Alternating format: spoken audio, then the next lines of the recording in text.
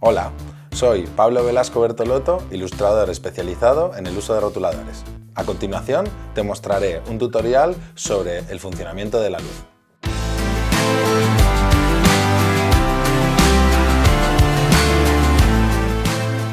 Ahora voy a hacer un ejercicio para que veas cómo funciona la intensidad de los colores cuando los colocas uno al lado del otro. El primer cuadrado naranja está rodeado de un tono mucho más claro y, por lo tanto, parece un color mucho más oscuro.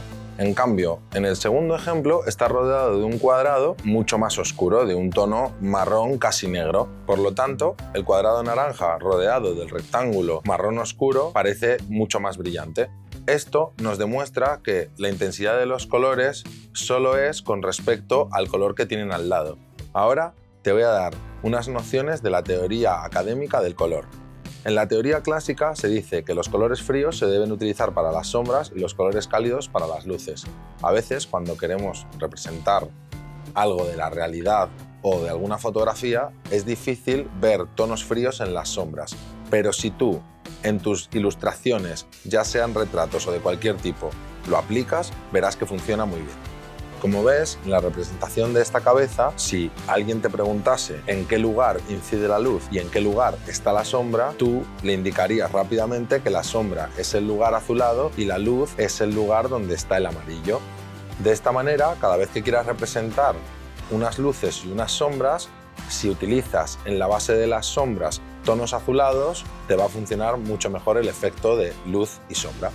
Ahora que ya tienes algunos conceptos sobre la teoría básica del color, te voy a explicar cómo funciona la luz cuando incide sobre los objetos. Como ves, he dibujado un círculo. Voy a añadir un punto de luz que es de donde se supone que la luz se refleja sobre el objeto. Si la luz viene desde el lado derecho, provocará la sombra en el lado izquierdo.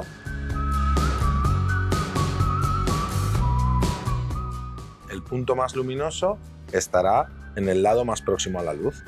Como es una esfera, va a ir reduciéndose de luz a sombra gradualmente.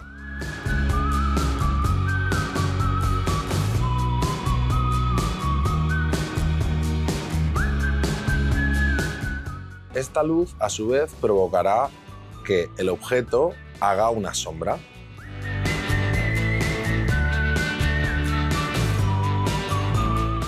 Esta sombra será más oscura cuanto más próxima esté al objeto y según se vaya alejando se irá haciendo cada vez más claro.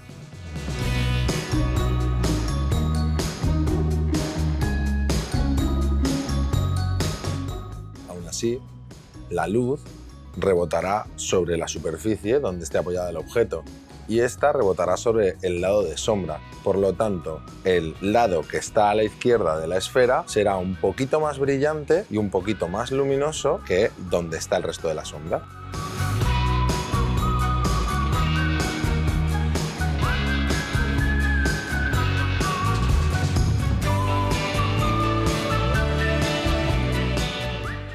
Ahora que ya conoces cómo es el funcionamiento de la luz, deberás tenerlo en cuenta para cuando hagas tus próximas ilustraciones o tus próximos retratos.